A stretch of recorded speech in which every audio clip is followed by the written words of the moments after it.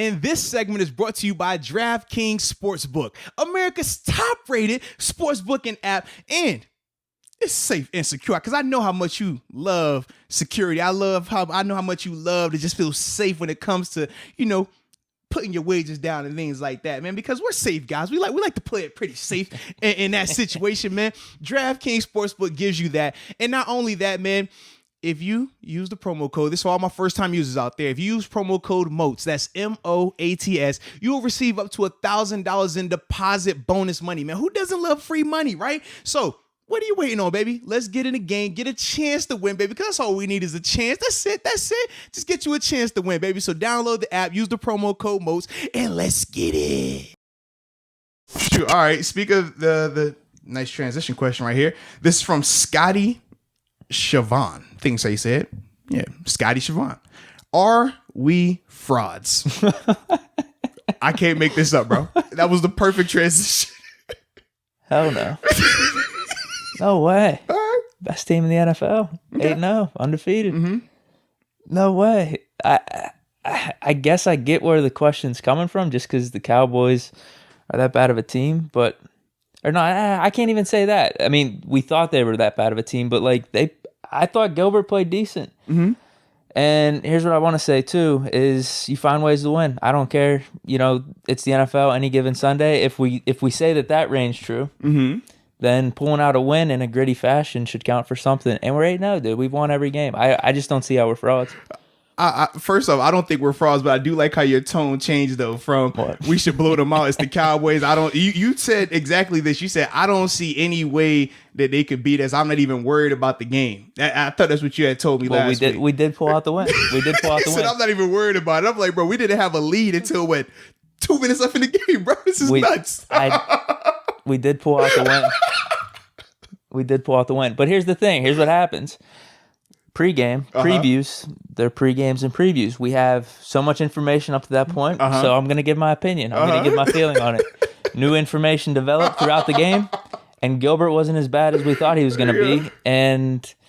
But see, I think some people are taking offense to that because they're saying Gilbert is not one of these elite tier quarterbacks, so there shouldn't have been any scenario where he looked good against our defense. I think that's the biggest issue people have because they're saying, I mean, we talked about this. We said Garrett Gilbert, it's a reason why Garrett Gilbert hasn't been in the league. It's a reason why he hasn't had this illustrious career. So as much as we want to sit here and blow him up to be this really good quarterback, top 20 quarterback, he's not that. You know what I mean? Wait, who's saying that? No. I'm just saying in general, that's the sentiment. Like, you even went to it. Gilbert's not that bad. Yes. Let's be real. Let's be real. Yes, he is. Hold on. Did I say not that bad in general or just play that bad? He didn't play that bad. That's what I mean. He played pretty good in my opinion. He played really good compared to, when you look at the stats that he had compared to some of the other quarterbacks we faced. I think that's where people are getting it because it's like, under what scenario should Garrett Gilbert be able to do what he did to our defense? Under what scenario should that have happened? I guess yesterday, just because it was weird, because we had him sacked the one time in the backfield, he got away. There was a lot of fluky stuff. That's not fluky. Ben does that all the time. Hold on. Fluky or just things you're like, wow, I couldn't have expected this. Right. Him escaping the backfield and getting like a 15-yard rush on us, you're not expecting that. The two special teams plays, the one where the guy's chucking it across the field. He got called back. And shout out to CJ too. That's Steeler right there. How much did it get called? It only got called back like 20 or 30 yards though. They were past the midfield. They were past midfield because it's a spot foul. So wherever danger got hit in the back, it was 15 yards from there. So they would have still been at probably 40, 45 yard line and stuff like that. There was just things in the game. You're just like, all right, damn. Like this is the recipe for them to have this game close. Okay. It kind of played out that way because our offense was a little stagnant in the first half. Things were going their way. I'll just put it that way. But then when push came to shove in the second half, we got the dub. Yeah. I don't think we're frauds at all. No, I don't. I mean, I actually really like how we got the win. I really do. Like, it's definitely one of those things while you're watching the game, you're like, I really, if we could come out here and blow them out by 20 or 30, that would feel a lot nicer. But I just love how your tone has totally changed. When we talked last week, we rested starters in the first half. We getting healthy. We get Mason some reps. Mason did get reps. We called it. That's not how I wanted him to get reps. That's not how I wanted him to get reps. He let a scoring drive. Come on. He let us score and drive, man. We went backwards. He was 2 for 3 for 3 yards, man. That's another. He let us score and drive, man. Well, that's another thing that went in their favor. Us having the ball past midfield and Ben being out there, that could have been a legitimate shot to score a touchdown. Where we don't get that chance. So there was a lot of things that added up to where. Man, this is close. There's just a lot of things we're not expecting here. But like Claypool, we really can't complain to them about Ben not being out there. Claypool had a drop in the first quarterback, man. I said we really can't throw this whole man. If Ben would have been out there for that last drive, they down to their fourth quarterback. We can't really use the quarterback thing. You know what I mean? No, it goes back to though. I think Gilbert played better than expected. Yeah, just in general. Now, how much is that on us not playing the best defense? I'd be interested in that. I heard a lot of people complaining like, yo, why aren't we playing more straight up man? We're giving them a lot of coverage with this zone and leaving a lot of guys open. Yeah. I don't know if that was on us necessarily, but I think Gilbert picked his shots where he needed to, where, it wasn't anything amazing, but it was better than we expected. I thought it was just going to be, 70 yards, like 9 for 16, 70 yards and 2 picks. Shoot, why you think I put my money? We're going to get to it, but I thought the same thing, and I put my money accordingly, and I was over here like, Steelers defense, really? This what we doing today, bro? Really? So no, I don't think we're frauds at all. Yeah. I liked the win. I liked it just from the standpoint we gutted it out. Like it could be really easy to say, it's the NFC on the road. This is our 3rd road game in a row. We could just lay down. Let's focus on next week against the Bengals. No, we pulled out the win. I like that. I like it. Even though going in, if you were to tell me the score and everything, you'd be like, But with how everything played out, I'll take it.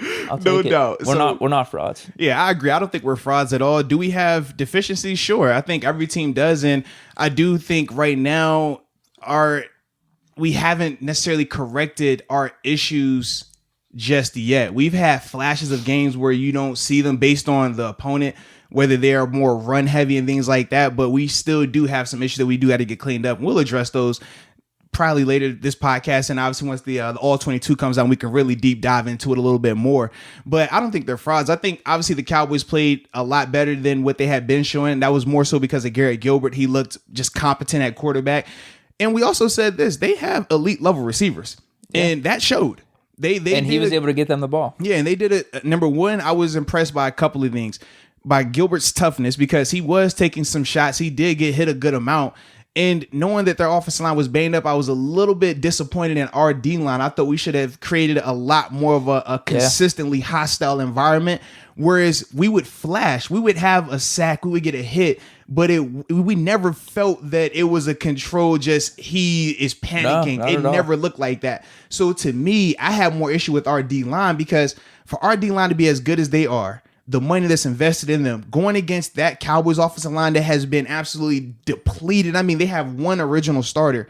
The rest of these guys are backups and journeymen. There is no reason why Gilbert should have looked that comfortable for 4 quarters through the pocket. It shouldn't have happened. They shouldn't have been able to run the ball either, but they did a good job from the running standpoint. It was more scheme-based what they were doing. Obviously, we know Zeke is good. Pollard, he gives you a nice little change-up in terms of the speed that he plays with. But because of them being able to have some of that success throwing the ball, it made us not be as aggressive as we would have liked to have been. And I think that's why they were able to have some of those successful runs there and ultimately just keep us having to respect them both ways. They never really felt one-dimensional. We never felt in that game that, oh yeah, the running game is completely smashed. We don't have to worry about that now. We never got there. We never felt that, oh man, he's throwing the ball so much, but now we're in his head. He doesn't know which coverage, who's coming, who's going. We never got there. So that was a larger part of it. And now, in terms of like the whole fraud question, though, another reason why I don't think that the Steelers are frauds is because number one, they still found a way to win, and we talked about it, man. At the NFL level, your blowouts don't happen. Blowout in the NFL is a 2-score game. Like that's just how good the competition is. But the thing that I really enjoyed was through all the adversity, through Ben going down for a little bit, coming back, through offense being stagnant, through the defense being inconsistent, through the special teams giving up, 2 block field goals and an explosive return, we still found a way to overcome it. And championship teams, you find ways to overcome it. You find ways to win, regardless of the style points, regardless of what people say, you find a way to get it out. Even if it is in the 4th quarter with 2 minutes left, you know what I mean? Like you just find a way to get the job done. And I thought they did that. So that's why, to me, they're not frauds. And that's another reason when we talk about the whole, easy games or easy portion of the schedule, why I always say throw that narrative away. That's fans and media, because at the NFL level, every team is good. And that's why I tried to like hint to you last week and hint to people that talked about the Cowboys being this bad team and we should go in there and blow them out. I'm like, man, it's just different. It's different at the NFL level. You rarely see that. And now, obviously, Cincinnati next week, it's going to be another one of those. Don't go in here with this mindset of, oh, this team, man, look at their record. They suck. We should kill them. It's never that simple in the NFL, man. These guys are professionals. They take pride in their job, especially at this portion of the season. The Cowboys are still in the race for their division. It's like, let's be real about it. It's not like they tanking for Trevor. Nah, they are in contention to win their division right now, man. That's how. I mean, that's more so in the NFC East, but it's real life. So for them, they weren't going to just come out there and lay down. And you think a division opponent next week, and since he's going to do that, not a chance. Like, this is the NFL, man. Like, you just don't get those type of scenarios, man, at this level.